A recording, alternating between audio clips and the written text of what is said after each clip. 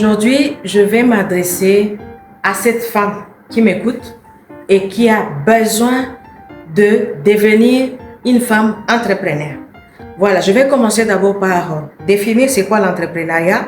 Si tu n'es pas encore abonné sur notre chaîne, abonne-toi, partagez cette vidéo à d'autres femmes, invitez-les aussi massivement à s'abonner et si vous avez des questions, n'hésitez pas de le mettre en commentaire. L'entrepreneuriat, c'est quoi? Parce que beaucoup de gens ont peur de ces mots-là. Quand on parle d'entrepreneuriat, directement on fait référence à des grandes entreprises. Mais je viens te dire que l'entrepreneuriat, c'est toute activité génératrice de revenus. C'est ça. Tu peux être, peut-être tu as ton atelier de couture, même une coiffeuse, tu es déjà une femme entrepreneur. Ne pense pas que tu ne vaux rien, c'est-à-dire que voilà, tu n'as pas de grandes entreprises, tu n'as pas de grandes activités. Voilà, donc tu n'es pas entrepreneur. Tu es déjà entrepreneur sans le savoir. Maintenant, avant de te lancer dans le monde de l'entrepreneuriat, quel conseil je peux te donner aujourd'hui? Tu dois d'abord étudier ton environnement. Tu étudies d'abord ton environnement. Est-ce que le business que je vais lancer, ça peut répondre aux besoins de mon environnement? Je vais donner un exemple.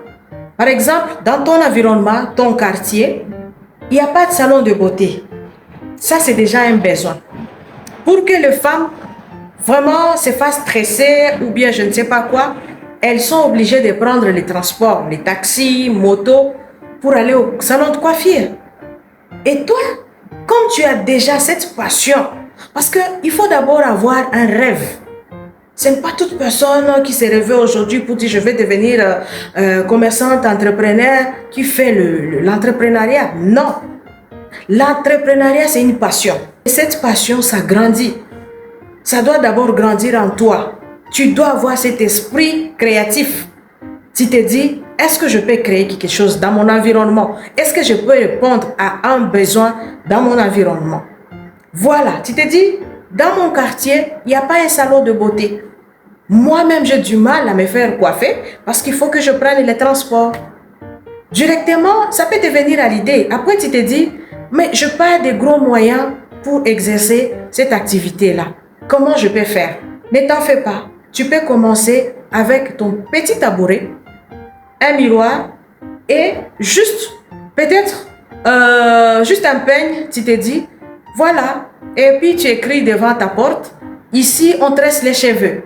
Et tous les gens qui vont passer par là, s'ils ont des enfants, s'ils ont des femmes, des histoires, ils vont directement s'adresser à vous pour demander de l'aide, pour demander, voilà ces services-là, est-ce qu'on peut se faire tresser?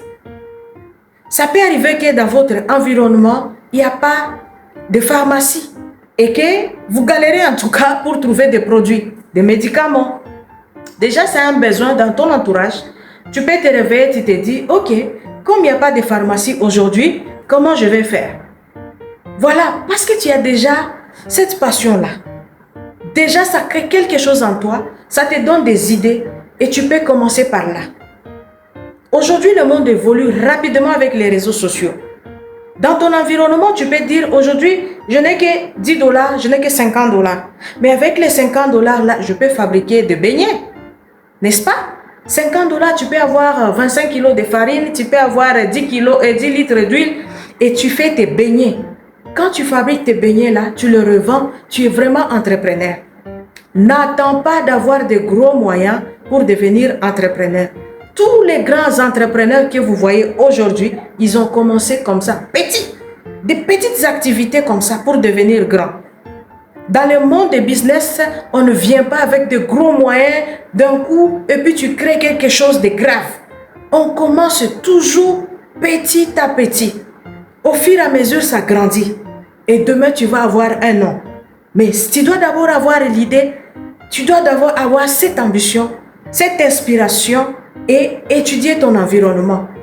Est-ce que mon environnement me permet aujourd'hui de vendre la friperie? Est-ce que c'est la période de vendre les tricots?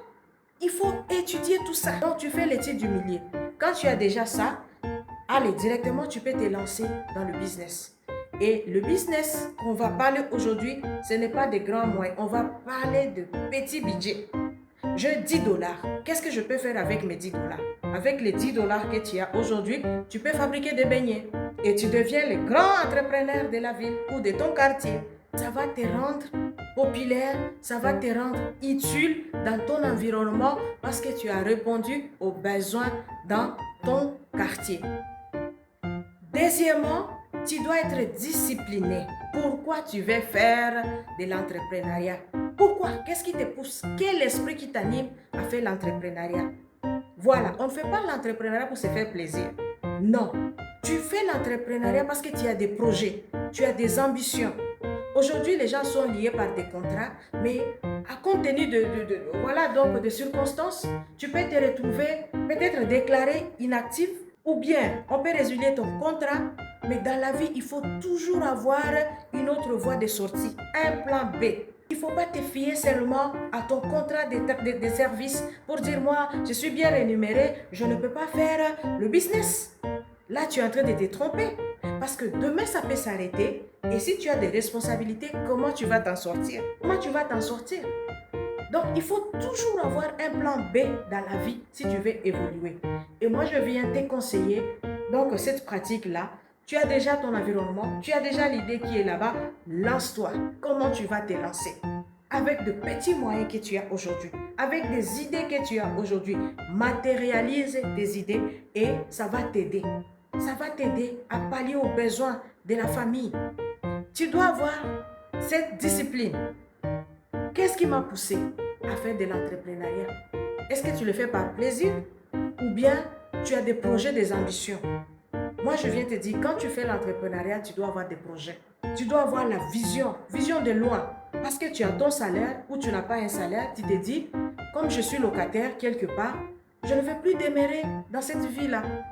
Il faut que je change ma condition de vie. Voilà. Tu es là tout le temps en tant que femme, parce qu'aujourd'hui, je m'adresse aux femmes. Tu es là, main tendue, tout le matin. Oh, mon mari, donne-moi 10 dollars, j'ai besoin de crédit, j'ai besoin des unités, j'ai besoin d'aller me faire coiffer et tout. Mais avec ça, tu peux te dire, moi j'ai besoin de créer quelque chose qui me sera utile et qui répondra à mes besoins. Tu dois avoir une vision. Pourquoi tu veux te lancer dans le business? Mais moi, je ne te conseille pas de te lancer dans le business pour ta beauté. Je te conseille de te lancer dans le business pour le projet futur. Voilà, il faut investir dans la vie. Mais avant d'investir, tu dois d'abord avoir à l'idée ce que tu veux devenir demain. C'est quoi ta vision? Tu dois être une femme ambitieuse et commencer petit. N'attends pas que non. Voilà, il y a donc beaucoup de stratégies. Tu peux te dire où je vais trouver les moyens. Mais maman, c'est toi qui gères l'argent. Peut-être que ton mari te donne, je ne sais pas, la provision, l'argent pour faire la provision. Il peut te donner 100 dollars, il peut te donner 200 dollars. Si là, c'est moyen là. Et toi, tu peux faire tes calculs. Tu te dis, ok, avec les 200 dollars par mois, est-ce que je ne peux pas limiter les dépenses? Parce que j'ai besoin d'économiser 10 dollars. Et au fil du temps, les 10 dollars là, ça va grandir, ça va se multiplier. Tu vas te retrouver après 6 mois, tu as déjà quelque chose pour te lancer dans le business. Tu peux te retrouver aussi, moi j'ai toujours encouragé les histoires de ristournes. Voilà, chez nous on dit l'ikelemba. Il faut toujours te lancer dans ça. Même si c'est 1 dollar, même si c'est 2 dollars, lance-toi dans le monde de l'ikelemba ou de ristournes. C'est vraiment rentable. Si tu as l'habitude de dépenser l'argent, gaspiller l'argent, lance-toi dans les histoires de ristournes.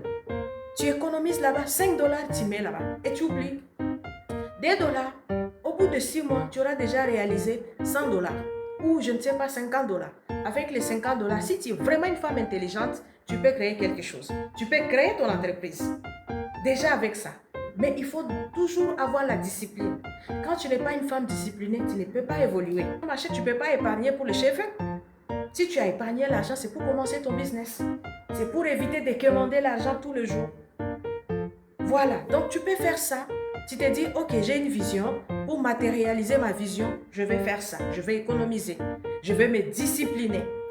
Et aussi, il ne faut jamais avoir peur de l'échec. Quand tu fais l'entrepreneuriat, dans l'entrepreneuriat, même si tu demandes aux grands milliardaires, ils vont te dire que c'est toujours les hauts et les bas. Aujourd'hui, tu peux gagner, je ne sais pas, 10 dollars, 15 dollars de bénéfices, mais demain, tu peux chuter. Mais tu te relances toujours. Tu dois être persévérante. Tu persévères, tu te dis, voilà, même si j'ai échoué aujourd'hui, peut-être que je n'ai pas bien calculé, je n'ai pas bien étudié le marché, peut-être que je n'ai pas bien fait la publicité. Voilà, peut-être que j'ai manqué certains outils pour vendre mes produits, mais c'est des leçons apprises qui nous poussent à faire mieux demain. Ne rêvez jamais de commencer avec des grandes choses pour commencer à te lancer dans l'entrepreneuriat. Je suis en train de te donner des astuces. Mais si tu gardes à l'esprit ce qu'on appelle la discipline, la persévérance et la vision de loin, tu vas rapidement évoluer. Une femme doit être ambitieuse. Une femme responsable doit avoir des visions. Qu'est-ce que tu veux devenir? Qu'est-ce que tu veux changer dans ta vie? Voilà. Et aujourd'hui, d'ailleurs, il y a des opportunités avec des banques. Et je parle sous contrôle d'EcoBank. EcoBank est en train de donner de l'argent, des prêts ou bien des crédits à des femmes ambitieuses. Vous pouvez vous rapprocher d'EcoBank pour plus d'informations. Parce que, en tout cas, je l'ai appris. Et je sais que peut-être s'il y a quelqu'un d'EcoBank qui me suit, il peut répondre à cette question-là. EcoBank aujourd'hui encourage ces femmes ambitieuses qui aimeraient entreprendre avec le petit moyen. Voilà, ils ont des conditions, peut-être ils vont te demander juste d'ouvrir un compte et tout, mais si j'ai bien compris, le message d'EcoBank, c'est sans même gage. Ils ne vont pas te demander la maison, il faut déposer les titres, il faut déposer... Non, moi je ne pense pas, mais rapprochez-vous d'EcoBank si vous avez besoin de plus d'informations. Mais aujourd'hui, tout le monde encourage la femme à devenir indépendante. Et l'indépendance financière commence d'abord par la tête. La femme doit rêver, voir au-delà même d'elle-même, de la beauté, aller au-delà de tout ce qu'on est en train de traverser aujourd'hui. Ne te regarde pas seulement au miroir. Tu as besoin de bijoux. Est-ce que tu veux investir pour avoir des bijoux? Non, ça peut venir plus tard. Mais pourquoi tu veux investir? Peut-être que tu veux aider aussi, épauler ton mari. Voilà, donc tout est possible. Parce qu'une seule main aujourd'hui, pour subvenir aux besoins de toute la famille, ce n'est pas du tout évident. Mais si tu te focalises aussi, tu te concentres, tu te dis non, j'ai besoin d'épauler mon mari, j'ai besoin de payer aussi des factures, j'ai besoin aussi de prendre des charges à la maison. Lance-toi, chère madame. Et aujourd'hui, nous avons même l'avantage d'avoir des réseaux sociaux. Tu peux exercer ton activité même en étant chez toi à la maison sans bouger. Nefis d'avoir, tu peux juste avoir ton téléphone. Avec ton téléphone, tu as, je ne sais pas, des paires de chaussures, trois paires de chaussures. Tu les mets sur les réseaux sociaux. Tu expliques aux gens pourquoi ces chaussures sont importantes plus que d'autres chaussures. Pourquoi c'est les chaussures de qualité. Quand tu fais seulement ça, les gens ils vont s'intéresser sur ta page. Ils vont demander, mais la position c'est où, les prix c'est quoi? Et demain tu vas vendre tes babouches, tu vas vendre tes chaussures. Mais on est toujours là à tourner en rond. On aime toujours quémander. On aime toujours, je ne sais pas, comme on dit, la femme c'est l'être faible. On aime rester dans notre faiblesse. Mais aujourd'hui, les femmes sont en train de se réveiller. Elles sont en train de se réveiller. Elles sont devenues des femmes ambitieuses. Il faut sauter sur des opportunités. C'est un message pour toi. Ça, c'est la première partie. On va continuer dans la deuxième partie.